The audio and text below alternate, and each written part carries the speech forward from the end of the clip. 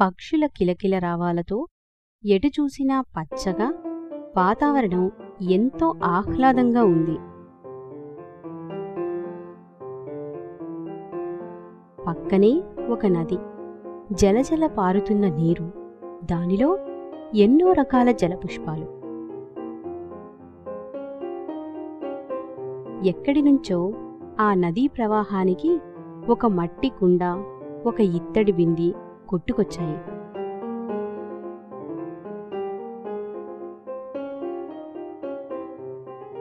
అవి రెండూ పక్కపక్కనే నదిలో ప్రవహిస్తున్నాయి.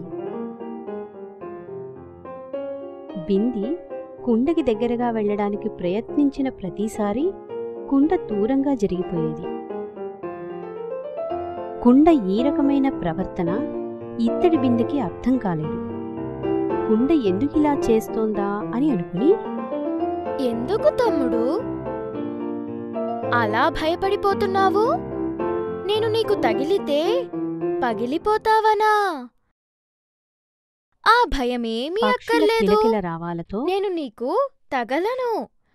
పక్షుల కిలకిల రావాలతో ఎటు నువ్వు చూసినా పచ్చగా హాయిగా రావచ్చు. వాతావరణం ఎంతో మంచి మాట ఆహ్లాదంగా చెప్పావన్నా. ఉంది. పక్కనే ఒక నది, నువ్వు నన్ను జలజల తగలవు. పారుతున్న నీరు, దానిలో ఎన్నో రకాల జలపుష్పాలు. ఎక్కడినుంచో నన్ను ఆ పగలగొట్టవు. నదీ ప్రవాహానికి కాని ఒక మట్టి కుండ, ఒక ఇత్తడి బింది కొట్టుకొచ్చాయి. నీ పక్కనుంచి నేను వచ్చాననుకో, అవి రెండూ నేనే నీకు పక్కపక్కనే తగలొచ్చు కదా. నదిలో ప్రవహిస్తున్నాయి. నేను నీకు ఇత్తడి తగిలినా బింది మట్టి నాకు కుండకి నువ్వు తగిలినా దగ్గరగా వెళ్ళిన నా ప్రాణానికే ఇత్తడి ముప్పు. బింది మట్టి కుండకి దగ్గరగా వెళ్ళినప్పుడల్లా ఒక కుండ సామెతుంది తెలుసా? దూరంగా జరిగిపోయేది. బింది కుండకి దగ్గరగా వెళ్ళడానికి ప్రయత్నించినా అరిటాకు మీద ముళ్ళు పడినా, అవి రెండు ముళ్ళు మీద అరిటాకు పడినా పక్కపక్కనే నదిలో చిరిగిపోయేది ప్రవహిస్తున్నాయి. అరిటాకే కదా.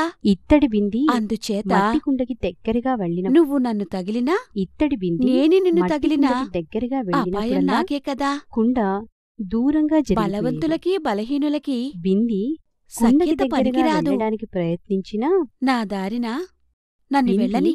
కుండకి దగ్గరగా మాటలు విన్న బింది కుండ చెప్పిన మాటలను కుండకి దగ్గరగా వెళ్ళడానికి ప్రయత్నించిన కుండ దగ్గరకు రాకుండా తన దారిన తాను ప్రవాహానికి అనుగుణంగా పయనం సాగించింది.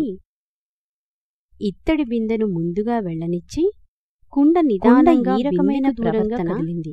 ఇత్తడి బిందెకి అర్థం కాలేదు. అలా కుండ ఎందుకిలా చేస్తోందా ఒకదాని వెనుక ఒకటి ఎవరి దారిన వారు మాట విన్న ఆ నదిలో ఈ ప్రయాణం సాగించాయి.